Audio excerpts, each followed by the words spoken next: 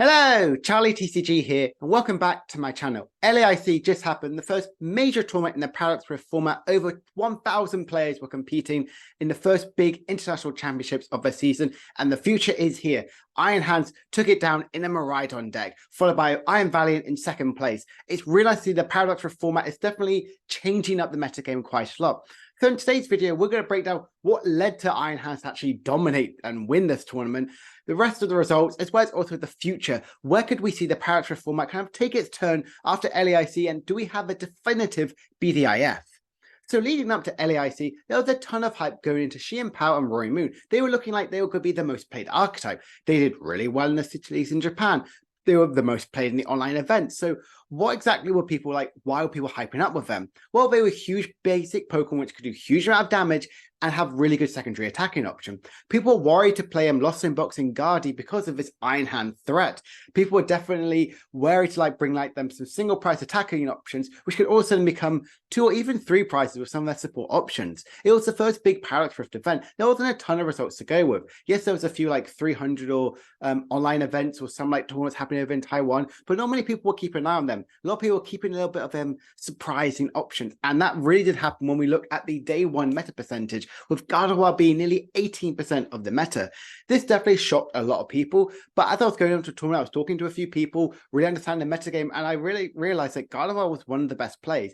It had Screamtail, because a lot of people weren't exactly going to be benching their Manaphy's against Gardevoir players, but Screamtail could do 160 damage and an additional 100 to nearly 200 damage more if it's got that cape attached to it. So it's a huge amount of damage capability. Screamtail adds so much to the archetype. The luxurious cape, as well as also the Turo, are really good, powerful archetypes, which really helped Gardevoir become one of the most played decks. Charizard as well. A lot of people focus more on the Pidgeot engine. As I mentioned quite a lot of time, a lot of people played the Bibarel and the TM evolution one to really cheat some turns that way. But not many decks really play Path to the Peak, so Charizard with Pidgeot just makes so much more sense, having that been at 16.1%. Xian Pao and that Roy Moon, and even Lostina being nearly 10% each, definitely makes a lot of sense. Xian Pao is, again, one of the most hyped, one of the most talked about archetypes. It was the best partner for Iron Hands, a lot of people thought about, and honestly did become quite stronger with that counter catcher. Same thing could be said about Tina. It's one of the only real good, viable Path decks right now in the metagame, so being at 9.6 does make sense. People were worried to play the basic version of Lost Zone Box. People were worried about having their stabilize or some become 2 prize options, which isn't very strong. I like seeing Roy Moon be nearly 10%, and be 9.1% of the metagame. I think this gives some good value about what a real strong new archetype could potentially be. A lot of people gave some hype with it, but as we talk about in day 2, didn't really convert as much as people may have thought about, and even Miraidon being there at 8.8%. All of these decks I've covered and talked about, even in one of my strongest archetypes in the breakdown for LAIC. All of these ones were in everyone's minds. All of them would be testing already established archetypes, which already got stronger with the release of Paradox Rift.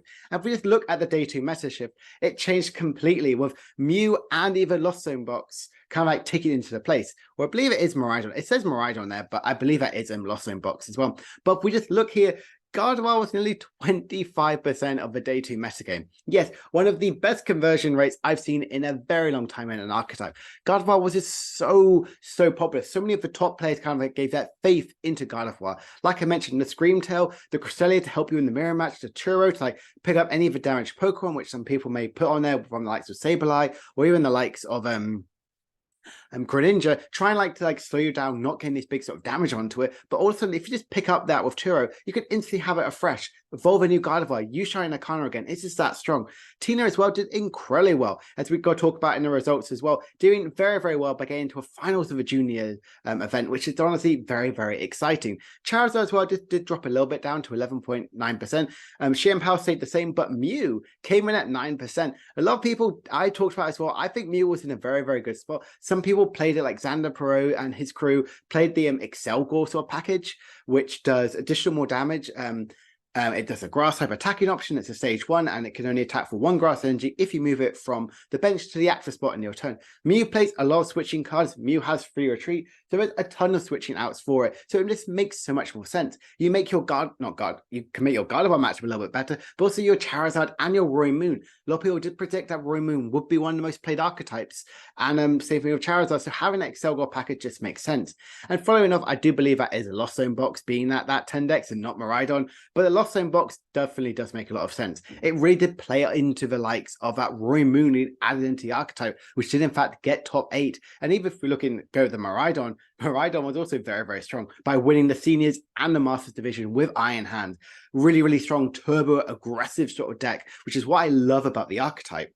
So if we look at the results we see here, Miraidon Iron Hands did take it down by getting that first place against Entei Iron Valiant, my favorite new archetypes to come up from the Paradox Rift. I hope you picked up your Enteis early on, where I missed out them for £5 on Friday, and now they're like £15 each. But don't fall for the hype. They're going to fall down in price very, very soon, I assume. The rest of the top 4 was God of War and Lost Tina. Very fun to see that in these big major tournaments, Tina got back-to-back top 4 placements. Top 8 was Lost Zone box, a Stall player from Japan. So really, really nice to see Stall get really well received. And 2 other God of War. So 3 God of Wars made cut. And then if we look at the rest of the top 16, we saw 2 Charizard, a Mew, God of War, Rapid Strike box, Xian Pao, Miraidon, and a Lost Tina. A lot of these things here, you may notice one thing is missing. Roaring Moon. Roaring Moon did in fact do well in day 2, but it only got in part of in a Lost Zone box, and the rest just standalone Roaring Moon archetype was in fact in top 128. Yes, you have to go all the way that far just to see a Roaring Moon. So it's very interesting to see it fall, not from grace, but not to do as well as a lot of people may have thought it might have done. I love this diversity. I love the meta protection. I also love how God of War was one of the most played archetypes, and all of them have very different approaches. Battle VIP or no Battle VIP pass. Really, really incredible seeing that. Charizard focus more on the Pidgeot build. Like I mentioned, with no path to the peak, why would you want to be playing the Bibarel package where you can draw till 5, where you can search your deck for any card you may want to have? So that's why I love the Pidgeot build as well. Yes, again, you're worried about Iron Hands, but not many archetypes are playing with Iron Hands with some future energy boost capture to do that additional 40 more damage into weakness. So without further ado, let's jump down and break down some of these top 8 lists. So we look at the winning list here, the Miraidon list. It is absolutely incredible, and I absolutely love that Miraidon is getting so much more hype. It won a regional a couple of weeks ago, followed by internationals. I don't think we call it mid-Miraidon anymore. It is definitely a big meta-relevant archetype. It does play some path to the peak options and even a double turbo. I love a double turbo because it means your Iron Hands can be attacking very, very early on. Yes, you may be doing only 100 damage, but doing that 100 damage is still very, very strong. You're already killing Squawkabilly and Luminion for 3 prizes, which is very, very powerful, and most of the single prize attacking options. I love the Zapdos for your Raikou and Miraidon to get to that 230 magic number that KOs Entei, as well as also the opposing Iron Hands and Roaring Moon. Zapdos is just that much stronger. And Zeraora as your free retreat option just makes so much more sense. As God of War people are looking into it, with being one of the most popular archetypes, the Zeraora has real good time to shine. Bravery Charm as well, chucked on an Iron Hands, has additional 50 HP. Miraidon, Raikou, it's very difficult for some decks to get an instant big one-hit KO's return. Obviously, you do have to rely on not relying that much on disruptive capability. You do play that 3 Ionos, but only 1 Arvin with the 2 copies of Path to Peak and a Forest Seal. So a lot of it still makes a lot of sense. I love the Ultra Ball, love the Nestle, the Squawkabilly. It just makes so much sense. I think this list is very, very strong, and I love this list Water Factor 1 at 1. And yes, we are in the future. Iron Hands did win, so is this something we should be worried about? And was the community right being we should be scared for Iron Hands? If we look at Entei and Iron Valiant, this is very, very straightforward. They played a full 4 copies of Entei V, really valuing the attacking option as well as that fleet-footed. Getting as many switching cards in there as possible. I just love this deck. The Jet Energy, the Future Boost Capture Energy, all the switching options doing a huge amount of damage, potentially taking additional turns with Medicham V, or potentially just creating those big one-hit KOs of Entei V. A lot of people like to kind of talk about why do we play Entei V over the likes of Raikou or Suicune in this list? Well, you have access to Magma Basement. Magma Basement is just very, very powerful, getting that additional fire energy which you need to have so you can get that turn 1 attack, which is why I think this deck is just that much stronger. We also have access to having 230 HP. We have 10 more extra HP than most of the basic V and EXs in the format, which can make it very difficult for some decks to really get that big one-hit KO. Radiant Charizard is a very good secondary attacking option, doing 250 base. If you have a Fire Energy double turbo, your opponent's taking 2 prizes, you're doing 230, which isn't too bad, but teamed up with a lot of Iron Valiants, you're doing that huge amount of damage capability. This list is very, very powerful, potentially could have put Iron Valiant onto the map. Looking at this God of War top 4 list, this is the one I talked about. It has no battle VIP passes, but still has all the other main attacking options. I love the Scream Tail. The Scream Tail just makes a lot of sense. It doesn't play the Cape or Bravery Charm, so you're only maxing out doing 160 damage. But that 160 damage is a good snipe on an Archeops, as well as also a Excalibur. You also can snipe also Squawkabilly. So it makes so much more sense. It's very relevant maths. You can set up so you don't need to rely too much on damaging your Gardevoirs and Zacian Vs. Scream tells us a very good single price attacking option. I'm very excited to see that all of the lists so far have focused on having an ancient or future Pokemon. Paradox Pokemon are really here to stay and made a huge impact into the metagame. Countercatcher as well. We saw that get into play for Kieran's sort of side on the top 4 match. So Countercatcher really is that strong. That Boss Disorders, if you're behind, disruptive capability, what Avery now has to offer. Because one thing I love about it, Avery, it just makes so much more sense than Gardevoir. A lot of people have like that big full bench of 5 because we need that. We need that extra sort of damage support. We need that support Pokemon. Like if you're playing in Excalibur, you need the likes of your Excaliburs. You might need your Manaphy's. You might need your backup attackers. You might need your Bibarel for draw factor. You play that Avery, you're getting that huge disruptive capability, which honestly can be very difficult to come back with. Only playing 2 stadiums and a Lost Vacuum Worker as well as a Power Pad, because like I mentioned, there isn't a lot of paths to peak. So Gardevoir can run kind of rampant right now. It's a very, very strong, very, very aggressive list. Not having a path to peak can make sure you're not like getting that make setup straight away, but you still play that Mirage Up Curlier, which is honestly just makes this Gardevoir deck just that much better. And looking at this Lost Tina list, I'm a huge fan of Lost Tina. I'm very excited to see it did get top 4. And there are a few little changes with this one. One thing I love about it is, yeah, like I mentioned before, Countercatcher just makes so much sense in Giratina because you can get that Roxanne plus Path plus that gusting effect, or even that Colress plus Path plus Gust. You can get some draw factor, and if you're behind in prizes, get instant gusting. It's just so strong.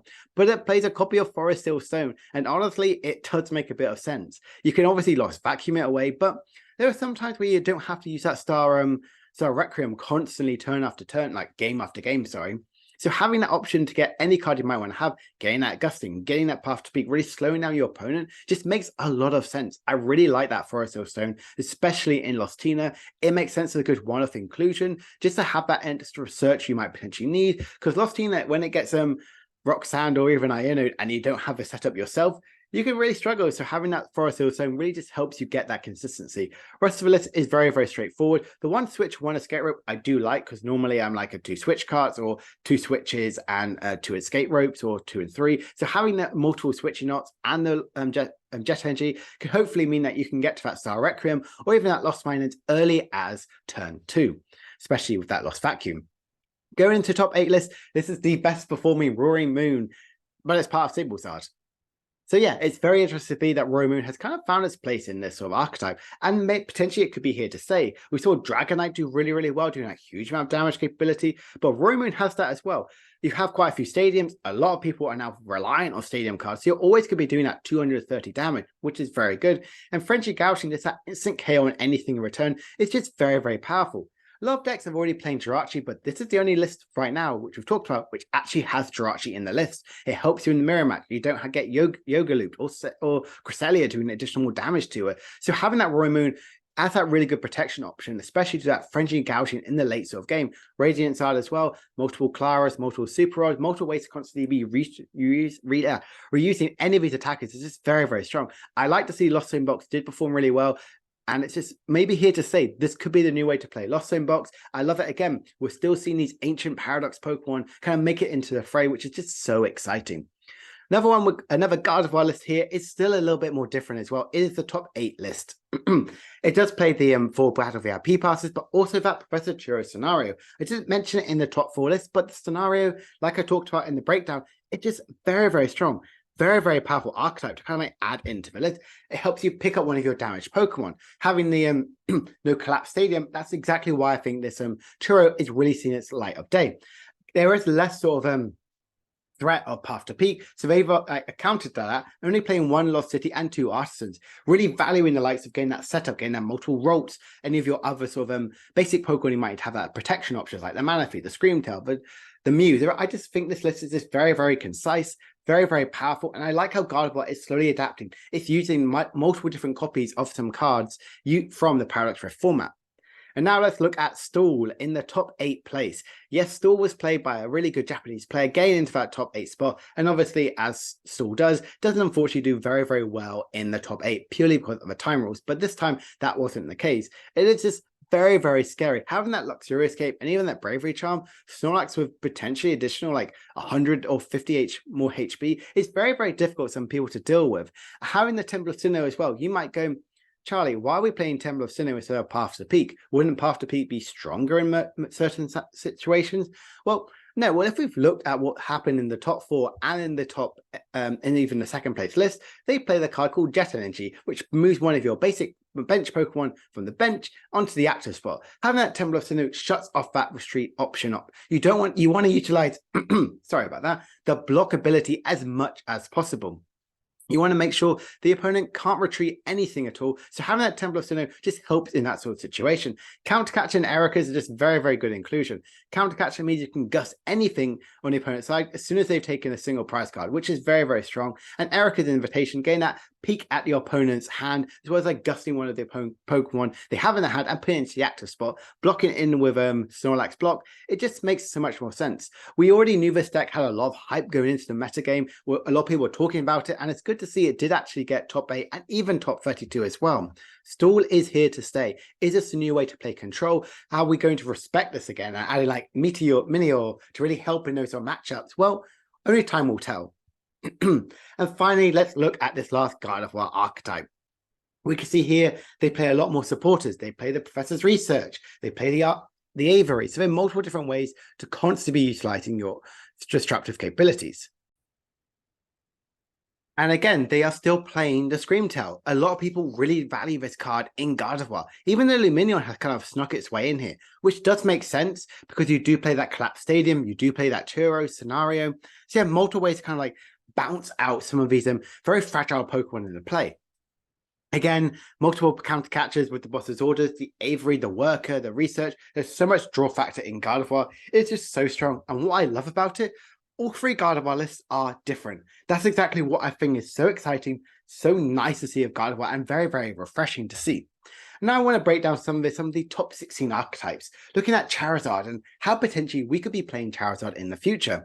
Like I mentioned, they do play that Pidgeot EX, and even with their Call for Family Pidgey. People were definitely a bit wary to play this one, but if you weren't respecting Sableye as much, you do have that Jirachi to help in that sort of matchup-wise.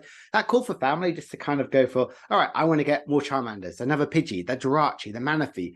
Your opponent isn't really going to be getting a turn 1 or even a turn 2 Sableye as often right now because people aren't playing Lost Zone box as much. So having that Call for Family Pidgey just makes a lot of sense. The Justified Gloves helps you not only against the mirror match, but also in the other Roaring Moon matchup wise. Doing any additional more damage you might potentially need to do. It's just very, very powerful. Temple of Sinnoh and Collapse, again, makes more sense. You want that disruptive capability. There's no Lugia, didn't really show up as much as people may have thought about it. It's not in the best position right now in the metagame. So like shutting down that is very, very good. But also shutting down Jet Energy. So you can kind of like, if you have to gust something, pop it in the active spot, let it breathe for a little bit. It's just very, very powerful. The Pidgeot V with the Forest Hill Stone is a really good inclusion. It makes sure you're never ever going to be decking out, and also getting any of your cards you might potentially need. Using Pidgeot V combined with Pidgeot EX, it's just a very, very fun combination. Getting 2 very key pieces which you might potentially need. Arvanzard is here to stay. It is very, very aggressive, and actually I think bubbled out of top 8. And finally, let's look at Xian Pao. This played by Ian Robb, which got top 16. As you know, Xian Pao is one of my favorite archetypes, and it's a very interesting take to the list. It's not playing the counter catcher. It's going down to 1 lightning energy to go with that iron hand. So very, very scary if you do price it, but it does go back to the 4 cross switches. This is the list which was missing. A lot of people were playing Xian Pao, myself included, with the likes of Escape Rope as well as the likes of Counter Catcher as your disruptive capability and having that gusting effect. But I like the cross switches because it works still with your Pokestop. It also works with your Iridas, draws into Bibarel. You could draw into a Bibarel and then Radiant Greninja. And most importantly, it gives you that actual guaranteed gusting effect, which is Xian Pao needs. If you're always going to be heading prizes, all of a sudden the counter catcher is a worthless card. The Escape Rope can sometimes may not be very impactful because they may be sending out single prize Pokemon and forcing you to potentially take 4 to even 5 knockouts. So I really like having the double cross switcher, really utilizes having that strength of Greninja and also Iron Hands. Maybe you could add a cross switcher, but it's a Cat Clone, but it's so difficult in this archetype. They are playing the 70 HP Frigibacks with no other gussing effect as well. Like I mentioned, the switching effect could be a bit detrimental, but it obviously does help you with Sableye if people definitely did respect it. I really like this archetype. I think Sheer Power is definitely here to stay. A lot of people put faith into it. It did very well in day 1, did very well in day 2. So Sheer Power is definitely here to stay as a really good formidable archetype in the Paradox Rift format. So just looking ahead, how will the meta really impact the regionals happening in just a few days' time? Well, honestly, I do think people will be respecting Gardevoir and Iron Hands with a little bit more respect than they did before going into this one. I think people thought, oh yeah, Iron Hands is going to be very powerful, but it performed really, really well. And that's one thing that people weren't really expecting. It got another Miraidon did in fact get top 16. We also saw Shein Pao get top 16. So Iron Hands definitely did make up quite a bit of the results over there. Is Iron Valiant really here to stay? Is the Entei the best package to go with Iron Valiant? The answer definitely is yes. The Rapid Strike box that actually did get top 16 was the one with Italian, I do believe. So not one with Iron Valiant because it can be a little bit more or less consistent. But having the Entei one makes a lot of sense. You're drawing so many cards, you're doing so many switching, so many actions. So potentially the Iron Valiant version with Entei could be here to stay. And again, just to finish off, should we be worried about Iron Hands? The answer is, depends on what deck you are playing. If you are definitely focused more on a single price attacking option, potentially yes, but you need to have a plan for it. If you're playing Gardevoir, you need to have that plan to constantly be responding with that Iron Hands early on. You don't want to get away with it and also lose 4 prizes because you missed out on getting a knockout turn 3, which can happen with Gardevoir, and also Iron Hands has run around the game. They can just gust out your own Gardevoir EX right at the end. I think definitely it needs to have a lot more respect. And people are worried already about the format, but we've literally just had our first LAIC. We still have multiple more tournaments in this format.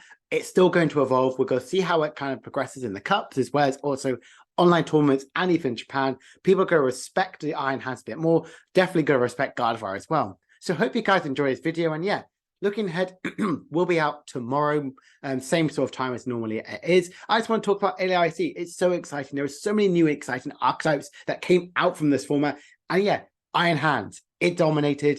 It won not only in the seniors, but also in the Masters division. Iron Hands, the future is here. See you guys in a few days' time for another video. Bye for now.